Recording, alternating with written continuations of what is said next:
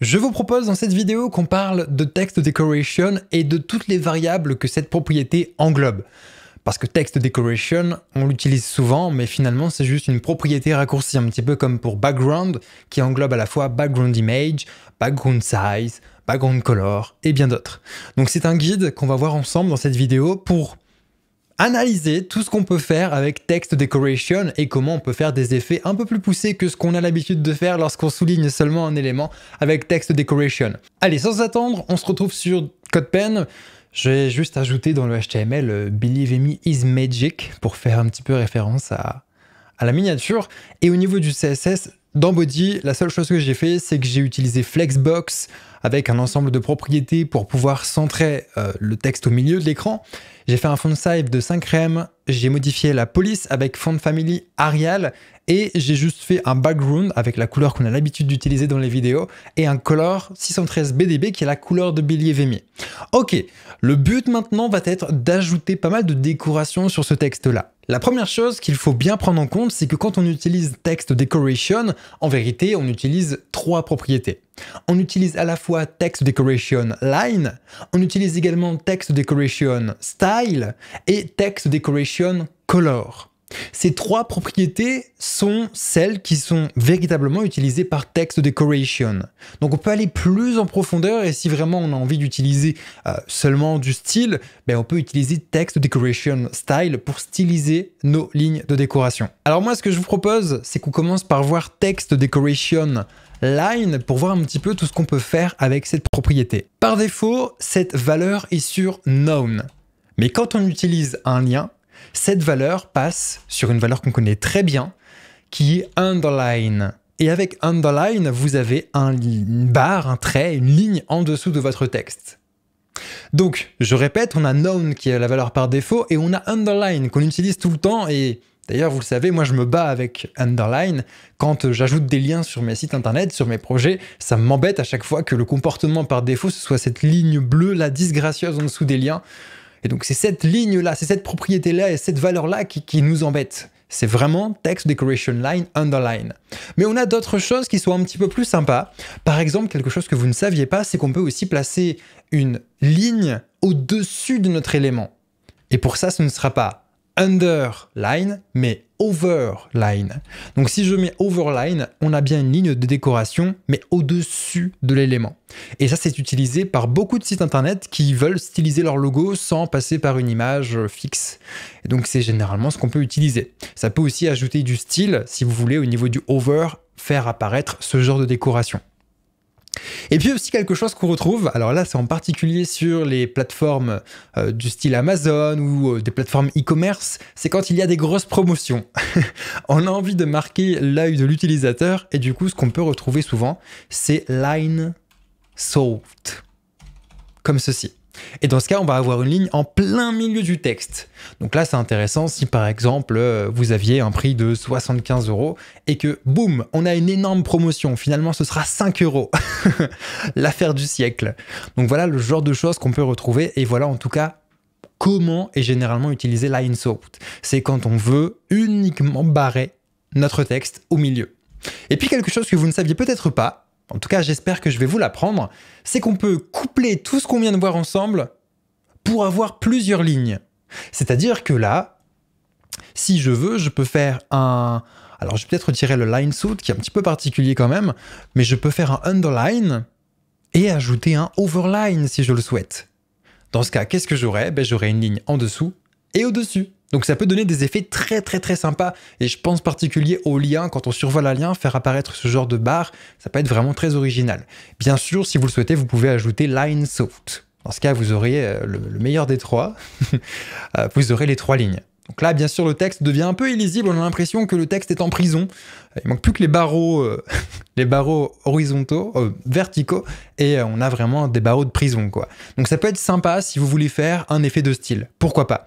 Et là, ici, une petite précision, vous n'avez pas d'ordre à respecter, d'accord ? Je peux tout à fait mettre overline, line sold et underline, et ça revient exactement à la même chose. Donc il n'y a pas d'ordre, ce sera un petit peu différent de ce qu'on va voir avec Text Decoration. Là, il y a un certain ordre quand même à respecter. Donc nous, ce qu'on va faire, c'est qu'on va rester sur Overline et Underline. Je trouve que c'est assez sympa. Et maintenant, nous allons parler de Text Decoration Style. Le but de cette propriété, c'est de faire en sorte de styliser nos lignes. Actuellement, c'est pas terrible. On a des lignes qui ressemblent juste à des gros traits faits au crayon. Bon, c'est pas parfait. Et généralement, on peut la retrouver d'ailleurs avec la propriété border. Et quand on fait one pixel solide, là ici, on a bien le style de la bordure. Donc généralement, ce qu'on peut faire, c'est utiliser le style qu'on a pour border dans Text Decoration Style. Ce qui veut dire que nous avons par exemple, par défaut, solide, qui est la valeur par défaut des lignes de décoration, mais nous avons également dotted, qui nous permet quoi? Qui nous permet d'avoir des petits points. Donc c'est un peu plus sympa, ça fait un peu plus néon, un peu plus discothèque, un peu plus foire au manège par exemple. Bon, pourquoi pas, ça peut être sympa. C'est ce qu'on retrouve d'ailleurs sur pas mal de flyers sur les discothèques, sur les Ducasse. C'est ce genre de choses qu'on voit, c'est des petits points un petit peu partout qui font penser aux lumières qu'on a dans les manèges. Ce qu'on peut également avoir, c'est dashed. Alors, je suis pas certain d'avoir le bon accent anglais, mais ça permet de faire des petits traits. Donc là, on se retrouve dans quelque chose qui est un peu plus artistique. Ça peut être très sympa pour des sites qui apprennent à dessiner, des sites d'art finalement, des musées, ce genre de choses. Ou alors si vous êtes une société de chemin de fer. Pourquoi pas? Écoutez, moi je vous jette des idées. Hein.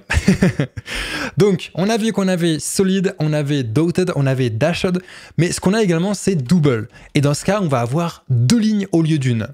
Donc là, vous le voyez peut-être pas beaucoup. Je vais essayer de zoomer. J'espère en tout cas que vous le voyez bien. Mais là, on a deux petits traits de chaque côté. D'accord? Donc au lieu d'une seule ligne, on a deux lignes. Bon, pourquoi pas. Et quelque chose d'autre qu'on peut également utiliser, qui est beaucoup plus sympa, beaucoup plus tendance, en tout cas quelque chose qui accroche bien. Moi, c'est quelque chose que j'aime beaucoup. C'est wavy. Et le fait d'utiliser wavy va nous permettre d'ajouter des petites vagues. Et les petites vagues, je trouve que ça donne un effet de folie. Ça m'étonnerait pas que ça fasse partie des grosses tendances au niveau du design bientôt. C'est-à-dire que si vous voulez souligner un élément dans un article de blog, je trouve que ça a beaucoup plus de classe de le souligner avec des petites vagues plutôt qu'avec un trait. Pourquoi pas? Moi, je pense en tout cas que ça donne un effet vraiment très sympa. Ok, très bien, bon. C'est quelque chose qui est cool, mais maintenant ce qu'on peut également voir ensemble, c'est Text Decoration Color. Et alors là, c'est super simple. Avec Text Decoration Color, vous allez pouvoir préciser la couleur de vos lignes de décoration. Vous ne pourrez pas choisir « je veux que Overline ait cette couleur, je veux que Underline ait cette couleur ». La couleur que vous allez donner, ce sera pour toutes les lignes de décoration que va avoir votre élément. Donc là, par exemple, si j'utilise FFF, on peut même faire FFFF, on a des lignes blanches. Donc voici un petit peu comment fonctionne Text Decoration Line, comment fonctionne Text Decoration Style et Text Decoration Color. Je vous ai fait un résumé de tout ça dans l'article que j'ai écrit qui se retrouve dans la description de cette vidéo. J'ai mis beaucoup de temps d'ailleurs à l'écrire, maintenant je prends beaucoup mon temps. Je mets plus de temps d'ailleurs à écrire les articles sur Believe.me qu'à faire les vidéos. C'est-à-dire que je mets environ 1 heure par article et les vidéos, là vous voyez, ça fait 10 minutes qu'on est ensemble environ. Donc maintenant qu'on a vu tout ça, ce qu'on peut faire, c'est commenter toutes ces lignes. Donc là, nos lignes, on leur dit au revoir, on va les retrouver bientôt, ne vous en faites pas. Et on va parler de Text Decoration en tant que tel. Je vous l'ai dit, c'est un petit peu comme la propriété Background, qui regroupe Background Size, Background Repeat, Background Image, Background Color.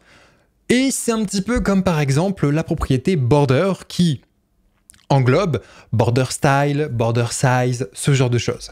Là, ici, avec Text Decoration, on va pouvoir préciser dans un premier temps Text Decoration Line.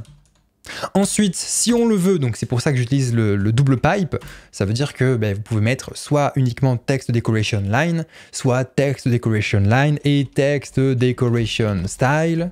Ou alors vous pouvez aussi seulement préciser Text Decoration Color. Dans tous les cas, c'est cet ordre-là qui est important.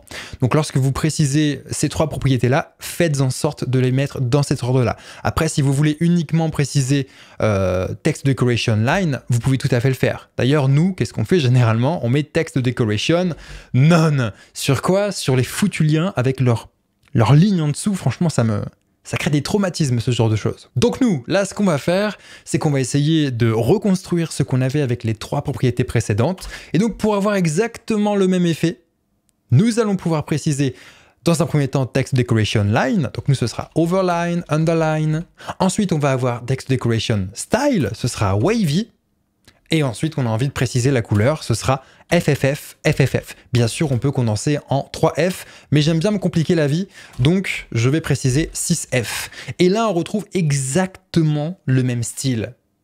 Voici donc comment est-ce que ça fonctionne. Vous voyez, c'est pas compliqué. Et grâce à cette vidéo, maintenant, en moins de 10 minutes, vous savez comment fonctionne Text Decoration et comment fonctionnent toutes les propriétés que cette propriété raccourcie utilise.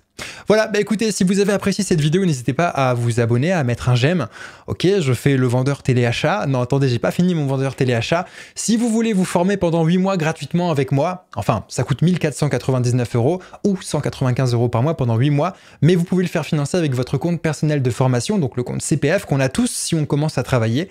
On gagne à peu près 500 € par an, je crois, sur ce compte, à partir du moment où on commence à travailler, qu'on soit même étudiant ou qu'on soit salarié. Donc je vous invite à aller voir tout ça. Ça dure 8 mois, j'ai prévu plein de choses. Tout ça, ça s'appelle le programme Rocket avec la promotion Steve Jobs.